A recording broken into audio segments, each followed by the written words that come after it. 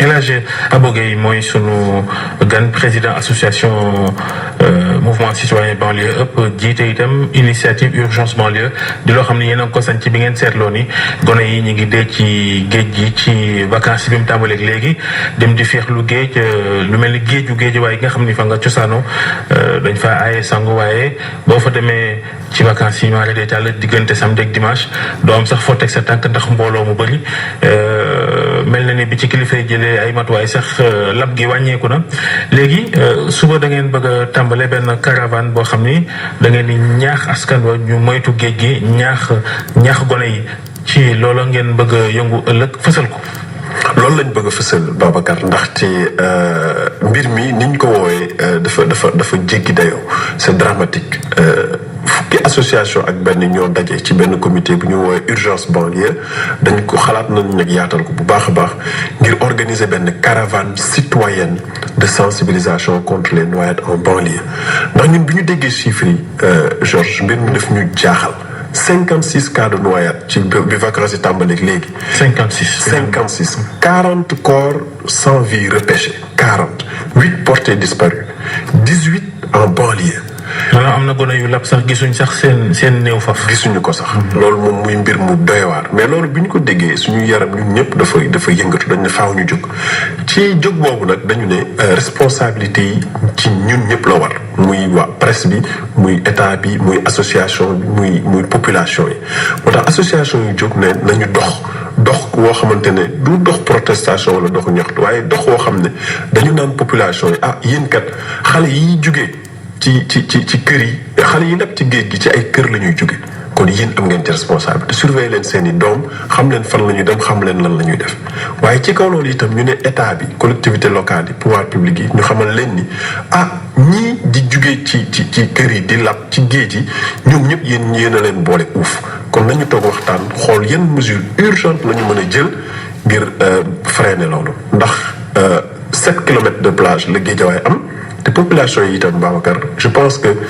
plage bi dañ ko tere waaye population yi itam am nañ droit épanouissement. justement fa laa bëggoon ñëw lan moo waral ruée boobu ñu nemeeku ci plage yi ba ñenn ñi nga xamante ne ñoo cay dugg di ca lab même si par ailleurs dara nekku fa pour tere leen ko.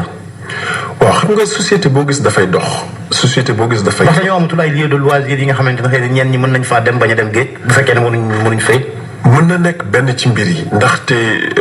population day mbir mi comme ni ma ko waxee léegi dafay yokk.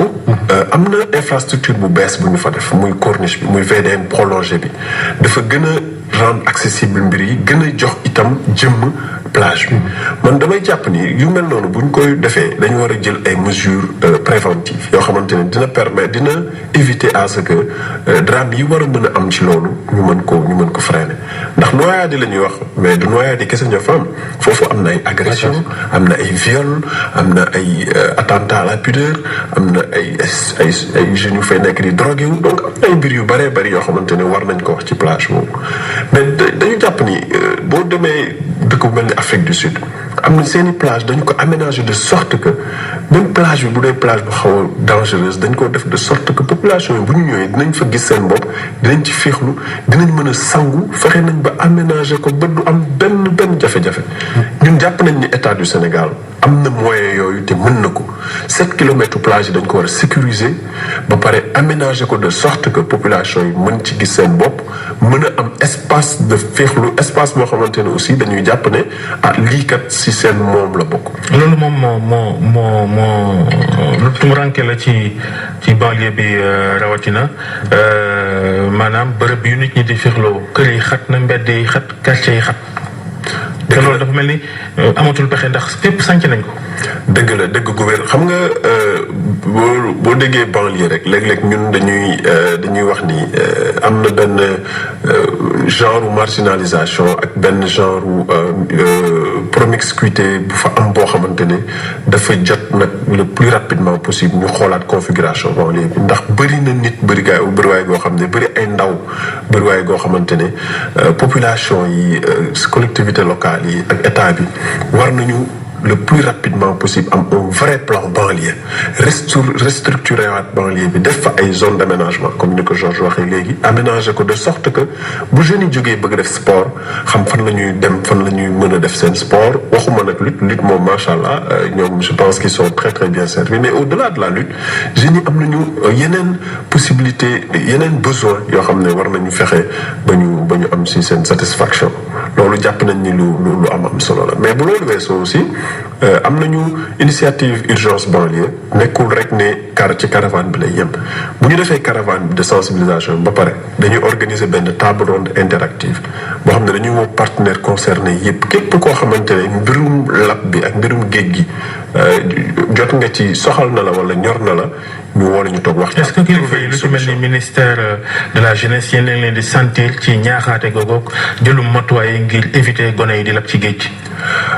ñun nag dañu am chance au niveau local vraiment dañ ci profiter di remercier bu baax a baax le préfet de Guédiawaye Chérif Mouhamadou Makhtar Blondin Ndiaye